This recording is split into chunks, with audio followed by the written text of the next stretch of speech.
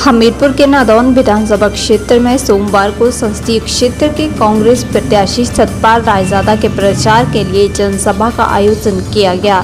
इस अवसर पर मुख्यमंत्री सुखू की धर्मपत्नी कमलेश ठाकुर ने जनसभा में मौजूद लोगों से सतपाल रायजादा को वोट करने की अपील की है। वहीं प्रत्याशी सतपाल रायजादा और कमलेश ठाकुर का कार्यक्रम में पहुंचने पर गर्मजोशी के साथ स्वागत किया गया। बता दें कि हमीरपुर में मुख्यमंत्री की धर्मपत्नी कमलेश ठाकुर ने चुनावों में प्रचार का जिम्मा संभालते हुए दिन भर कई नुक्कड़ सभाओं में जाकर प्रचार किया है। सीएम की धर्मपत्नी कमलेश ठाकुर ने कहा कि भाजपा धर्म के नाम पर जनता को लड़ाने में लगी हुई है। उन्होंने कहा कि गैस सिलेंडरों के दामों में बेहताशा बढ़ोतरी कर दी गई है। उन्होंने कहा कि 10 साल पहले कांग्रेस के राज में बहुत कम दामों में 400 रुपए का आता था। उन्होंने कहा कि कांग्रेस ने गरीब अमीर को बराबर किया है और भाजपा ने 10 सालों के अंदर महिलाओं, गरीब व्यक्तियों के लिए भाजपा महंगाई लाई है। उन्होंने कहा कि आज एकजुट होकर कांग्रेस प्रत्याशी रायजादा को वोट डालकर संसद में भेजना होगा। वहीं संसदीय क्षेत्र से कांग्रेस प्रत्याशी सतपाल रायजादा ने कहा कि अनुराग सिंह ठाकुर खुद तो लेफ्टिनेंट बन गए हैं और युवाओं को अग्निवीर बना दिया है। उन्होंने कहा कि आज केंद्र सरकार ऐसी फौज तैयार कर रही है जिनकी नौकरी 4 साल की ही है। इसके बाद युवा बेरोजगार हो जाएगा। वहीं अगर फौजी में अग्निवीर आतंकवादियों से लोहा लेते हुए मारा जाता है तो उसे शहीद का दर्जा तक नहीं मिल रहा है। मेरे भाई, अगर मंगलसूत्र तो तब बनेंगे जब 70-72 हजार सोना हो गया। आज मंगलसूत्र तो तब बनेंगे। किनकी बात कर रहे हो आप? कहाँ धर्म पे लड़ा रहे हो आप? महंगाई देख लो मेरी बहनों, जो 1200 सिलेंडर आज 200 रुपया घटाया उन्होंने। ये देख लेना, अगर इनका राज रहा तो रहने नहीं देना हम लोगों ने। इन्होंने 2000 तक पहुंचा देना है।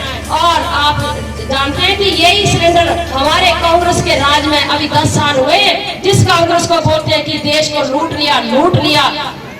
कांग्रेस पार्टी ने गरीब का पेट नहीं घोंटा कभी भी। गरीब के पेट पे छुरी नहीं चलाई। जो आज 900-1000 रुपए का सिलेंडर मिल रहा है, वो हमारे टाइम में 10 साल पहले 472 रुपए का मिलता था। हमारी सब्सिडी आती थी।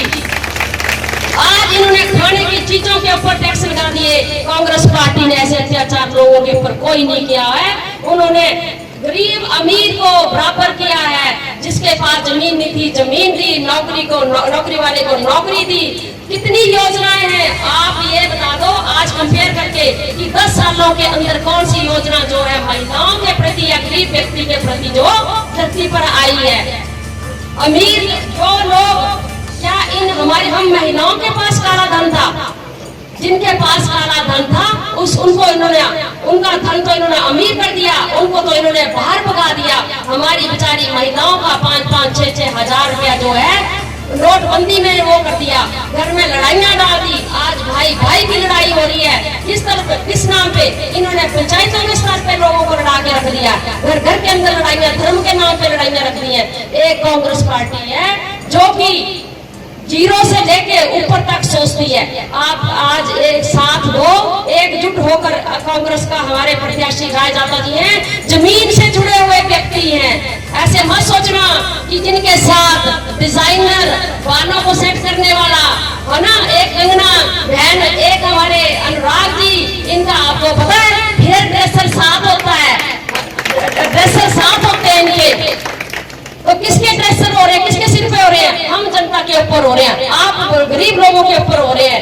आप इनकी मिलकी एक भी ड्रेस में वो देखना कि कोई समझ पड़ी हो। मुझे समझ नहीं आया कि अनुराग ठाकुर जी कब राजनीति करते करते खुद लेफ्टिनेंट बन गए और हमारे बच्चों को अग्निवीर बना दिया। मैं कहना चाहता हूं, अब दिल्ली की बैठी सरकार से भी पूछना चाहता हूं कि वो वोट जिसमें चाइना से भी जो लड़ा, वो वोट जिसने पाकिस्तान के 2 टुकड़े करके बांग्लादेश बना दिया, ऐसी वोट जिसमें 15 साल नौकरी करने के बाद जब एक फौजी को पता चलता कि मैं अब पेंशन का अधिकारी हूं, वो तब जॉब छोड़ के अपने घर में आता और खेती बाड़ी करता, अपने परिवार के साथ रहता और उसको पेंशन मिलती थी। पेंशन के बाद उसको मेडिकल फैसिलिटी मिलती थी। और आज एक ऐसी फौज तैयार की जा रही है जिसकी नौकरी 4 साल की है। 4 साल के बाद वो हमारे बच्चे जब वापस आएंगे क्या करेंगे? कोई दुकानदारी करने की कोशिश करेगा, कोई दिहाड़ी करेगा, इधर उधर भागेगा। पढ़ने की उम्र उसकी निकल चुकी होगी, आगे बढ़ने की उम्र उसकी निकल चुकी होगी। और अगर वो अग्निवीर यही उग्रवादियों से लड़ता हुआ या फिर देश की लड़ाई लड़ता हुआ मारा गया तो उसको शहीद का दर्जा भी नहीं मिलेगा।